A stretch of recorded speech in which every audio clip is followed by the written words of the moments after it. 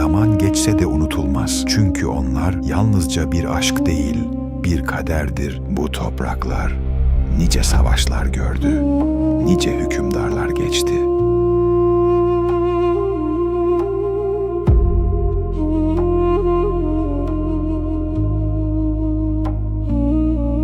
Ama bazı isimler vardır ki, asırlar geçse bile yaşamaya devam eder. Bu, Mem ile Zin'in hikayesidir. Her aşk bir kaderle başlar. Burası Cizre, Dicle'nin yüzyıllardır sessizce aktığı kadim şehir. Yüzyıllar önce Mezopotamya'nın kalbinde,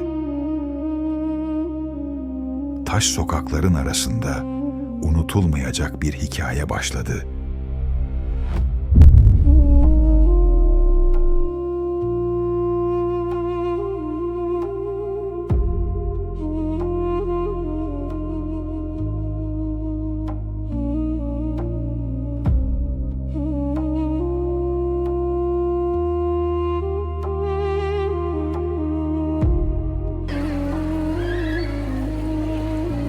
Silav hacey, tu çavayı, tu başı. Silav bitere hatı.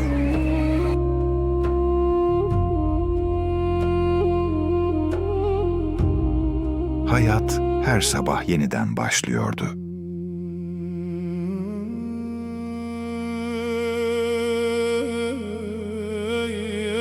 Bazıları ekmeğinin peşindeydi, bazıları ise kaderinin ve her sokakta Kürt diyarının ezgileri yankılanırdı. Lo dilbere, lo dilbere, ev şevşeva evineye.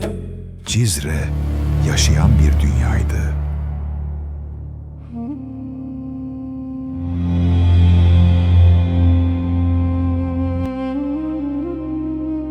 Ve o şehirde bir genç adam yaşıyordu.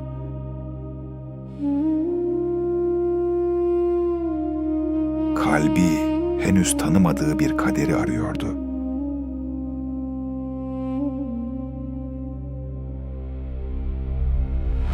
Onun adı Mem'di. Ne bir prens ne de güçlü bir savaşçı. Ama kalbi çoğu insandan daha büyüktü. Amca, iyi misin? Ne zaman yardıma ihtiyacın olursa ben buradayım. Ahmet, Mem neredesin? geliyorum. Mem, sen hala evlenmedin mi? Beni alacak kızın önce annesinden izin alması lazım. İçimde eksik olan ne? Neden kalabalığın içinde bile kendimi yalnız hissediyorum? Sanki ruhum birini bekliyor. Kalbi adını bile bilmediği birini bekliyordu.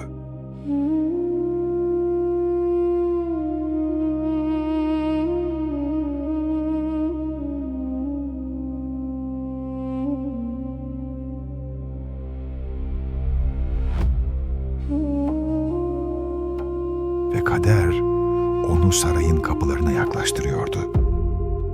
Bu kapıların ardında halkın bilmediği başka bir dünya vardı. Mermer avlularda zaman bile sessiz yürürdü. Burada herkesin bir görevi vardı ama kimsenin özgürlüğü yoktu.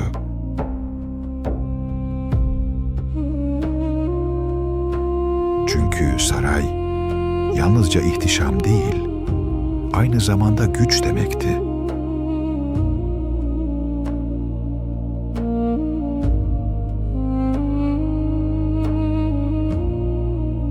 Ve o sarayın en sessiz köşesinde genç bir kız yaşıyordu. Ve kader onları birbirine yaklaştırıyordu.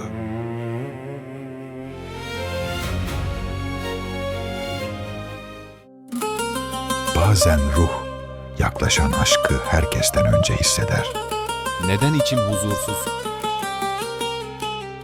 Nevroz, Cizre'de her yıl aynı heyecanla karşılanırdı. Ateşler yakılır, şarkılar söylenir, İnsanlar yeni yılın umutlarını gökyüzüne bırakırdı.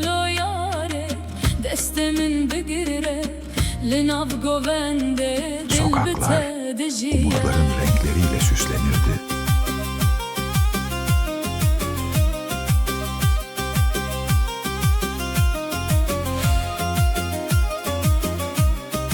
İşte güzeller güzeli, beyin biricik kızı Zin geliyor.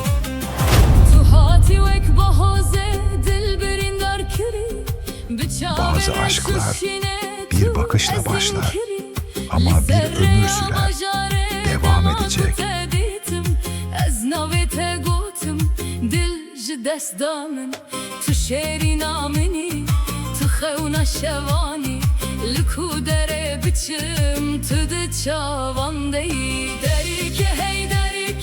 Tüketti